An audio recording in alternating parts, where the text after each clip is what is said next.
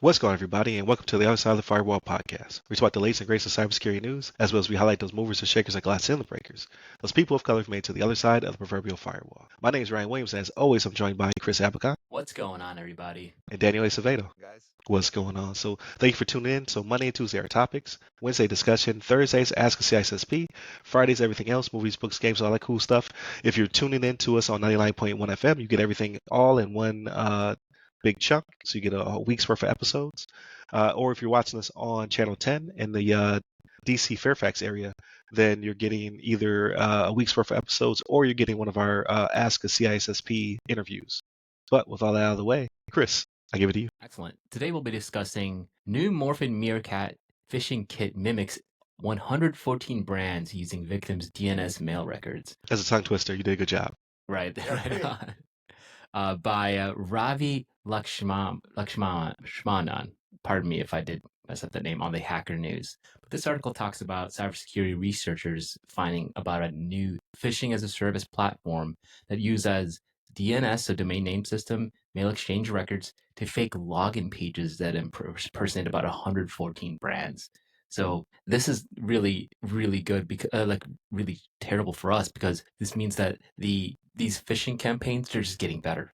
They're getting better because they're utilizing our, history, right? They're utilizing that if those targeted campaigns that are just that much better, that much more realistic, utilizing the DNS records from and MX records from over HTTPS, right? So really how Making it it very, works, very personal. correct. So how it works is the actor, configures this phishing campaign, right? Sends it over. Of course, they spam it over. Like a phishing as a service, really what it does is it just targets every email that's on the dark web that they've got, right? So it'll send that over. The spam link directs, right, automatically and dynamically fishes through via the DNS MX records, right? And it takes you to like a real login page. Right? It takes you to the real website's login page. You log in, and it's a wrap, right? So then once you go visit that, those credentials are sent over via a Telegram channel to some type of collection server, right? So apparently this thing is so good, it's also capable of translating phishing content dynamically over a dozen different languages, including English, Korean, Spanish, Russian, German, Chinese, pretty much the gamut of languages. Holy crap, right? So it's just, all we're trying to say is that, guys, phishing is getting better and better and better. Really look into your emails. The big one for me, because we get phishing emails all the time. The big one for me is you look at who sent it, right? You'll notice, consecutive letters are the same, right? Or the email or the name is spelled wrong, or something fishy where they've got just multiple letters and it looks like a randomly generated email. That's what I do. Like, I'll look at that. Sometimes, for example, I pay for Microsoft 365, like the family version, right? So if you have an Outlook email, it does actually a pretty decent job of, you get increased phishing, protection. But sometimes Microsoft will miss that.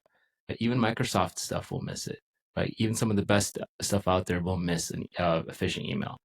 All we're saying is, be careful out there, guys. Daniel, what are your thoughts? Yeah, it's funny. This one actually will tie into our Thursday article as well.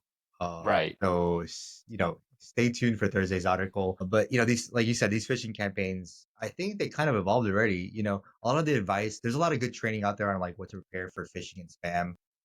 Look at how the email's written, look at the domain of the email where it's originating from. But these guys are getting so good that even those things almost aren't showing up anymore. Like, you'll still see them, but these things are getting crafted so robustly that it's not just like the average person that's getting like, hit with these. Like, people that have good security backgrounds and understandings are falling victim to these things.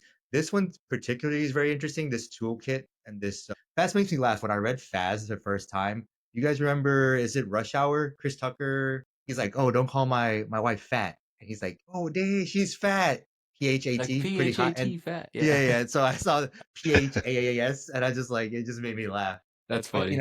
all these like dark web services that are out there now, this is such an easy toolkit probably to use. And what it's latching onto are insecure redirects. So when, people will log into a website or websites redirect to like the servers or their services where they're hosted, those redirects from one service and one server to another. If they're not securely connected, this toolkit is listening onto that and stealing credentials from there as well, or latching onto those services to then generate the fake login pages. So that's how once they got all those domain names and all those email addresses, they're able to replicate a realistic looking logon and then use those insecure redirects. So once you log in into the fake login page, it redirects you to the actual site afterwards.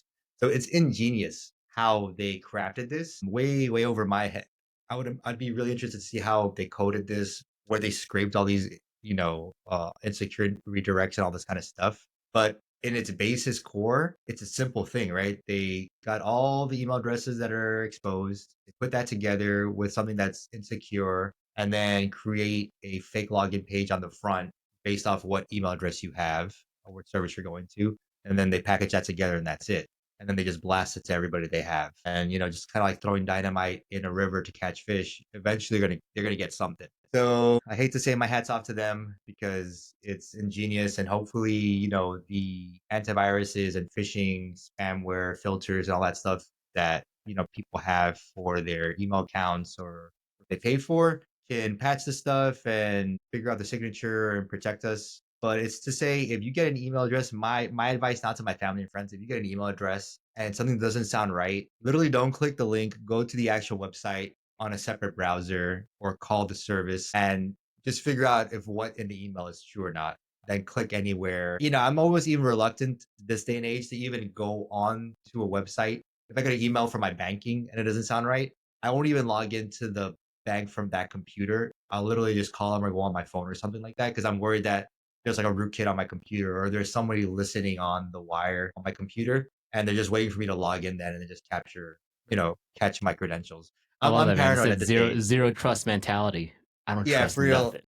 For real, like I don't know, they're these day and age, they're so sophisticated. Just be careful. Don't click on anything. If it doesn't sound right, just contact your bank or contact whatever to make sure that what it's saying is true. Pass it to Ryan. No, absolutely. So I was going to lead with just be paranoid of everything that you receive. And I hate to say it like that because if people are like, "Oh, you're just being hyper vigilant."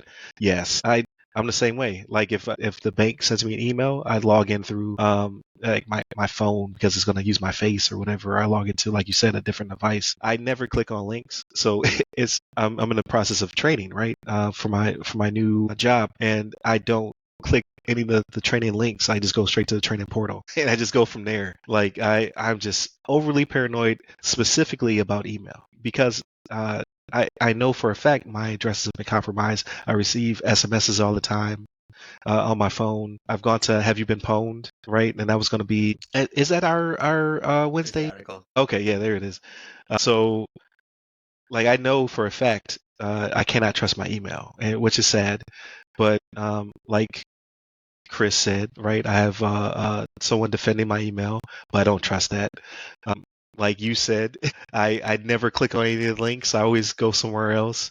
It takes you another 10, 15 seconds, 30 seconds, maybe a minute, but it can save you a lot of heartache, especially if they're able to compromise your bank account information or a compromise. Like we talked about the Disney guy who got fired because they're able to get onto his corporate Slack, right? It can cost you your job, unfortunately, depending upon the circumstances. Like how negligent were you, basically? If you're found to be the root cause, you can get canned because of it. So just be careful. And if you're on the training side, I recommend to tailor your phishing campaigns specifically to people. Right? Like if you have a new hire and you have the ability to sit there and go through their LinkedIn or whatever, like play around with it. Like send them an email, ask them about their new job, or in our case, I received one at work about the podcast. I was like, this is probably the IA department of work because how does somebody already get my email address at work, right?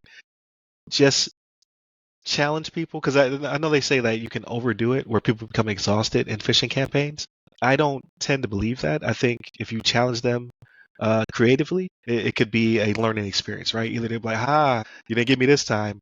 And then they're like, okay, now I know to be on the lookout because my unit security manager, whomever is crafting these emails, or my IA team is crafting these emails are pretty clever. Or you get them and they're like, oh man, I got to go redo training. I'll never do this again. Mhm. Oh, I just think it's a good idea to always keep that up, right? Whether you're doing it quarterly, monthly, or you do a tailored one when they initially join your team. So That's just my 2 cents, but I think you guys covered it wonderfully. It's very technical episodes. Definitely get tuned in throughout the weeks, and Monday and Tuesday are topics, Wednesday discussion, Thursdays Ask a CISSP, and then Fridays everything else, movies, books, games, all that cool stuff. Hit us up by the websites that go by our name, The Other Side of the Firewall, The Other Side of the FW, or Ask a CISSP. Hit me in person. I'm at RyRy Security Guy. That's RY Security Guy. You can find me pretty much on every platform, but LinkedIn is where I'm most active. And where can they find you, Chris? You can find me on LinkedIn under my name, Chris Abacon. Last name spelled A Bacon. And you, Daniel? On LinkedIn under my name, Daniel Acevedo. There it is. Stay safe. Stay secure.